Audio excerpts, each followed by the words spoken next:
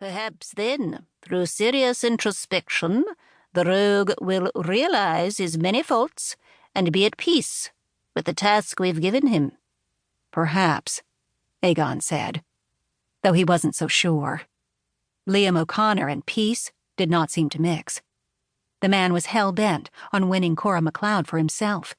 No matter how much he assured the angels he was trying to help Cora achieve her true destiny by marrying Finley Walsh. Aegon knew what desperation looked like in a man's eyes, and paired with determination, it could be a dangerous combination. Liam had both in abundance. I hope it works. He only has 2 months left to achieve his task. Samael let out a huff. It has to work.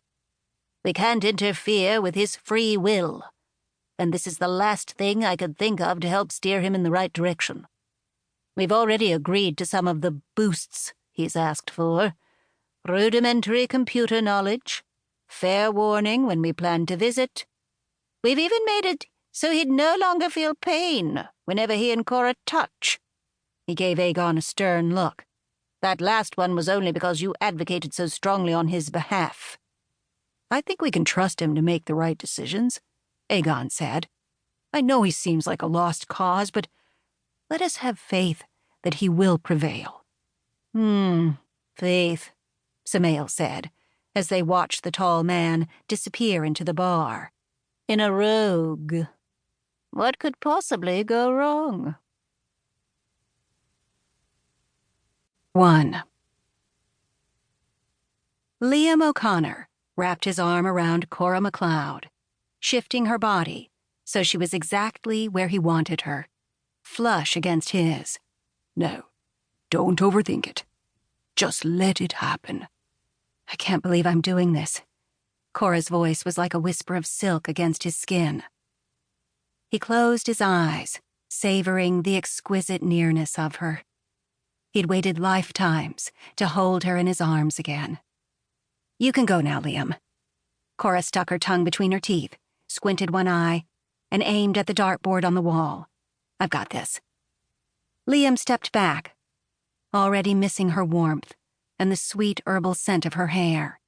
It had been several days since he'd learned he could touch her without that initial snap of pain, and he'd been elated the angels had granted him that.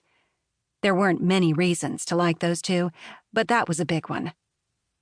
It was her friend Suzette Wilson's idea for them to all come to Rookie's, a sports bar near the Providence Falls University District.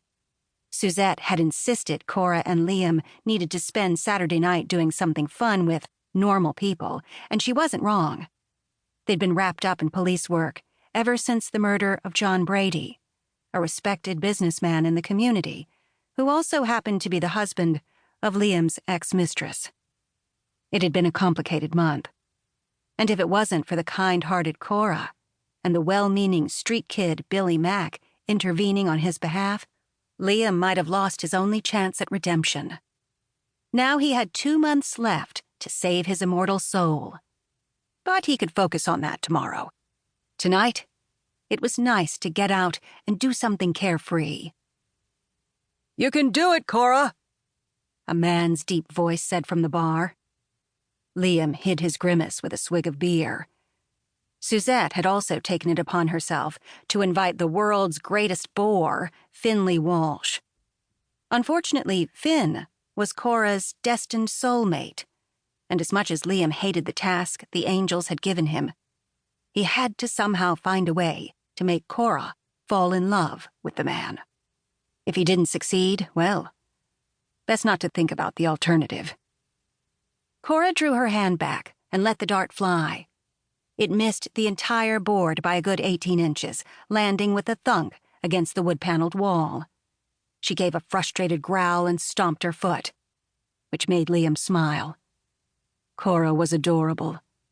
Standing before him in blue jeans, a fitted cream sweater, and heeled boots, the top of her head barely reached his chin. But she had enough feisty spirit to rival anyone. A blonde curl fell across her sun-kissed face, and Liam struggled with the urge to reach out and smooth it back.